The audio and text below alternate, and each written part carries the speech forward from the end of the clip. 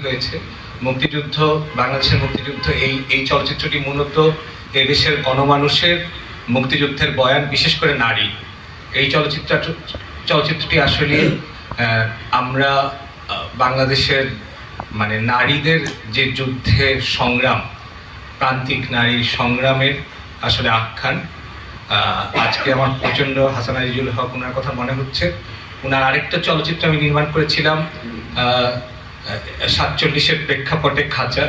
উনি সাধারণত একটি যে কোনো এই ধরনের রাজনৈতিক ইতিহাসে মানবিক বিপর্যয়কে একটি পরিবারের মধ্যে দিয়ে দেখায়, যেটা ব্যক্তির বেদনা, ব্যক্তির সম্পর্কের টানাপোড়েনের মধ্যে দিয়ে, যা আসলে আমি মনে করি শেষ পর্যন্ত কোনো একটি রাজনৈতিক ইতিহাসের প্রেক্ষাপটে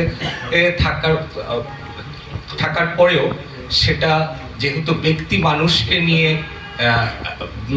মানুষের বেদনা নিয়ে কাজ করে, তো এটা একটা শাশ্বত, সেটা পৃথিবীর এই চলচ্চিত্রের নারীর যে বেদনা আমরা দেখতে পাই সেটা আসলে সারা পৃথিবী, সেটা প্যালেস্টাইন হোক, যেখানে হোক, যেখানে এই ধরনের যুদ্ধ চলছে, একই রকম চিত্র আসলে আমরা দেখতে পাবো।